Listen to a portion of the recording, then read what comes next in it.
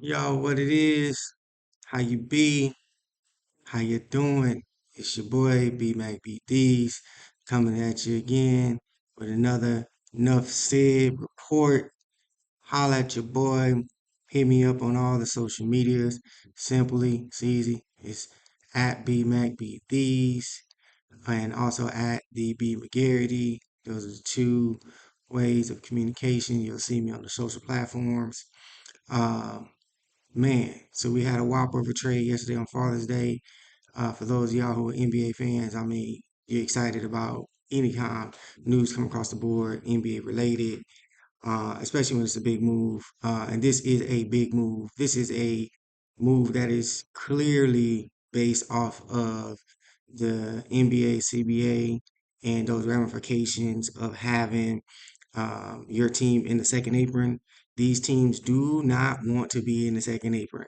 They don't. The restrictions are astronomical.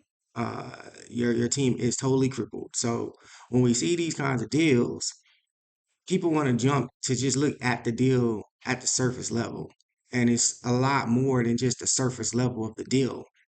We have to look at everything that is involved with it. Does it take them out of the apron? What does it do to the actual team? Does it open up more playing time for a younger player? Does it set your team up to make other moves? At the end of the day, there's one NBA champion every year, you know. So a successful season cannot be bound to just winning the championship. There's maybe four teams per year that can clearly say, hey, our season wasn't successful because we didn't win the championship. Outside of those four teams, and those four teams will change on a year-to-year basis, especially with the way the CBA is constructed now. The NBA will be more like the NFL from a parity standpoint. The years of the yesteryear having dynasties are going to be few and far between. We might see something with OKC here over the next couple years, but even them will have to break down that team and make some moves. I'm a Spurs fan. I'm gonna say it. We got Wembanyama. We got some assets in the chest, but I don't see them becoming a dynasty no time soon. We're gonna see multiple championships from different teams. Let's get used to that, and that's exciting. You know what I mean? That is exciting. And there will get a couple years where we'll have a little 3 year stint where a team is just hit the right, got the right mix. That might be OKC. We'll see. You know, personally, I'm pulling for Indiana. But we'll see what happens. But back to this trade. Okay, so we had the Orlando Magic, we had Memphis Grizzlies do a deal where Desmond Bain was sent to Orlando. That's all Orlando got. Desmond Bain. Great player. And I am not knocking that. The guy fits what they need. He is a legit 3-point shooter. He's a legit scorer. He's held down Memphis when Ja was out on several occasions, held him up firm. Boy is probably going to be an all-star in the East. Let's just keep it real, keep it a buck. Uh, Teams that pass up on him on the draft all regret it. That boy's nice, okay? Fits perfect with that team in the starting lineup as a starting two guard. But also, you got to look at this. He can also do some point guard for you too. So when they switch to those second units and they kind of do some of those versatile lineups, they have a guy that can be in the point guard mode for them or can literally run the ship and be, the main shooter for the team, taking the big shots and things of that nature. That's a big acquisition. And the boy competes on defense, hands down. So you got a guy that's nice on offense and that competes on defense. Let's go. Good deal. I love it. Okay. And Orlando has a lot of young assets on the team. So anybody looking in and being like, oh my God, they gave up so many picks, they gave up so many picks. Um, I'm not gonna curse on this. I'm trying to keep my stuff PG. But F them picks because picks aren't on the floor competing. They're not. So anybody tripping over picks, like I don't know. I mean, maybe a fantasy GM or something like that. Yeah, but as far as the actuality of the team and the functionality of the team on the ground, on the court, you need them players. And they got one, a real one. And they got a lot of young assets that are coming into their own that, in all honesty, down the line, if they have to make a move or two, they got some assets that they can flip to get another first round pick or even two second round picks or whatever like that. And you just got to do your due diligence, man. Basketball today is way more sophisticated than it was in days of yesteryear. And that's just sports in general. All the sports now are so much more sophisticated in 2025 and beyond to previous times because the level of training, the technical breakdown, the understanding of what the previous athletes have done in this particular craft, all that stuff is in the development of new athletes, whatever sport they are. So you're going to find gems regardless in the second round, some even unsigned and some undrafted free agents. It's just gonna happen, man. The game is too diverse now and it's global, you know. So you gotta treasure trove to choose from. You just gotta develop them, get them in your system, and find out how to get the best out of them. So that's Orlando. Orlando's good. They said Orlando will be a number three, maybe number four seed next year. Period. The East is down. Boston is not in the mix. Milwaukee not in the mix right now. No Dame, no chance. You know, no Tatum, no chance. Okay, Cleveland is going to start behind the eight ball. Okay, because you got Garland coming off injury. Um, we'll see what happens with Indy. Again, I hope they win the chip, but they're not looking like they're going to be a powerhouse. The Knicks changed coach, so that's a toss up with that. And I honestly can't even name the other teams that would be an issue. I mean, Miami, yeah, they got a good functioning household in the sense of like how the team is constructed and like what they like to do and whatnot. They can always turn things around after a couple moves or whatever, but East is wide open. So Orlando, do what you do. Hell of a move. Hand clap because they ain't sitting on a you know what. All right. Now let's go to Memphis. Whoo. Look, hey man, you did a what you got? Seven assets for one guy. You can't you didn't lose. You did not lose. You got Contavious Caldwell Pope.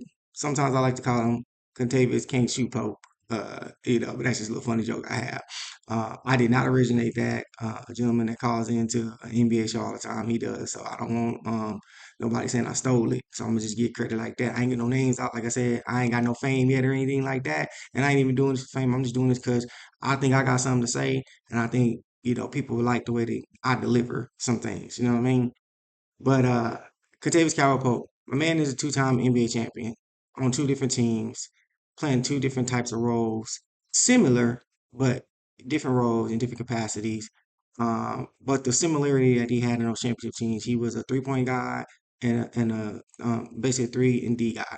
Asked to do a couple of things different when he was with the Lakers versus being with Denver. Of course, you're playing with LeBron on one team, and then you're playing with Joker on the other team. But the thing that was the biggest similarity was that you had the big draw, who was LeBron. You had the big draw, who was Joker. And then they had the secondary draws, who was Anthony Davis, the secondary draw, which was Jamal Murray, right? So you got Contavious is just kind of down that pecking order. And it's like, hey, every now and then we need you to step up, hit a big shot. We don't need you to initiate offense or anything like that. So he's in a perfect spot in Memphis because the big draw is Ja. And then yeah, secondary draw is Triple J, and then you also got the big fella coming, Zach Edey. That big fella he gonna demand some double teams or whatever because he's just so big and girthy, and he got touch around the rim. You got Jalen Wells for them coming up. They actually got a treasure trove. Santi Aldama is nice with the rock. He got a lot of different skills, man. So for them adding that kind of player with that championship mentality to that team is going to be great for the spacing and whatnot. So as long as he can get his shot back in order, that's a hell of a fit. Um, and then you got Cole Anthony. I'm sorry, Cole Anthony he's a hooper. He's a hooper, man. And this is great. He's somebody who can be a starting point guard for you at times and when needed. Definitely doesn't mind doing the backup role. I mean, he probably clearly understands that he's not better than Ja, but he's the type of competitor that's just gonna be like, I'm gonna fight every day to get my name in that same sentence. But he's gonna do it in a respectful manner. He's coming from a basketball family. His daddy was a basketball player, so you understand the pecking order and things of that nature. But that boy is gonna be dependable. And then you got five first round picks. Okay, well, really you got four because one's a swap. But you got a 2026 first. You got the 2025 first, which is pick 16 this year. You might be able to find something with that. Uh, but ultimately, when I look at all these picks, I don't think they're going to keep all these picks. What this does is this allows them to make other moves. And some of these picks are going to be paired with players to move an asset out to get a team to take on that other team. So at the end of the day, Memphis did a great job getting what they got. Um, there's a lot of questions that are being asked. Again, I've seen the pundits on the big networks and whatnot, and the NBA specialists and things of that nature, the folks that do this for a living, say that there may be more or deeper ploy to this. I don't think Memphis is trading away Ja. I don't think they're trading away Triple J. Uh, I frankly think that would be idiotic because the team is actually set up to continue to develop. So what you do is you load the treasure chest, which they just did. You get assets that got some sustainability to them. Contavious and Cole Anthony has that. You know, you get to sustain the bench. You're adding a vet that got championship pedigree, that can talk to it. Um, so from their standpoint, they're gonna stay in the mix. And the West is just it's just a monster. But you add a healthy Ja Morant, you get good quality minutes out of the assets that you just added that are going to be on the court, not just the picks. So that's KCP, that's Cole Anthony. You're giving some of the younger players opportunities. You know, like I said, Jalen Wells, you're giving Santi Aldama some more opportunities um, to help that team. And you see what this new coach can do with this offense, and you might be right there in the mix. You can make a jump like the Rockets made a jump. I mean, a couple years ago, Memphis was like a number two seed or three seed or whatnot. They were up there. Had some injuries. Ja had a little couple decisions that hampered himself and the team. I think he's learned from that. I do think some of it was a little over the top, the way it was portrayed and the way it was dissected. Uh, but that just tends to happen to young athletes that tend to veer in a certain lane, a certain demographic of entertainment. That tends to happen. It's unfortunate, but it's we live in a society of stereotypes. If you choose to go down the wrong stereotypical path or associate with it, you're gonna get hit with those stereotypes, and you're gonna lose some things. So it's part of maturing process. It's part of handling things the right way. So if all that stuff comes together for Memphis, I see Memphis being right in the mix next year. If they're healthy, they got a lot of picks to make some more moves. I mean, they can go after Kevin Durant. Be honest, they can try to go after Giannis. I don't think that's happening. Giannis not gonna leave. I don't think Giannis is gonna leave the East because the East is wide open. So they can do something to get him some help, and I don't think Dame will really be much of help next year at all, even coming off an injury. I think he should sit the whole year out personally. But yeah, it don't make no sense for Giannis to try to come to the West. The West is just loaded. But Memphis did great. I think Orlando did great. Some people want to say Memphis is a A. Everybody's like A. I mean, you get this many assets. Yeah, you definitely want to get somebody A. And then people want to give Orlando like a C or something like that, or even like a low B or whatever. I, I think this is the A. This is an AA deal for both teams, hands down. Uh, Picks don't do nothing for you on the court. They help set your team up. Orlando's team is pretty set in the standpoint of like, you got Ben Carroll, you got Wagner, you know, you got Banes now. Um, oh my God, I can't think of the point guard that's really nice. Thing slipping my mind right now. But anyhow, I'm gonna leave it in here because it's real. I don't have all the tools available to me right now, but trying to stall to see if his name can pop in my head. He's super nice, man. I'm cat from Gonzaga, but yeah, he's a hell of a guy from a defensive standpoint. His 3-point shooting just came around. Suggs, there you go. Yep, that's how you delay and come through with the answer. You know what I mean? But hey, man, this your boy, BMacBtheez. I'm gonna be dropping more gems like this. I'm gonna try to keep them under 15 minutes. And so be on the lookout. And appreciate you if you like it. Give me a thumbs up or whatever like that. I'm gonna get this. It's gonna be a little bit more formal. I'm working some stuff in the background, getting everything tidied up, and all that branding and stuff like that. But hey, I just want to give drop some info from my perspective. I think a lot of people will relate to it. Man, I'm just a guy. I got a totally different background. That's non-sports related, but love the NBA. I love sports in general. NBA and football, probably NFL. I follow the most, but I'm always commenting on something that's really big and controversial.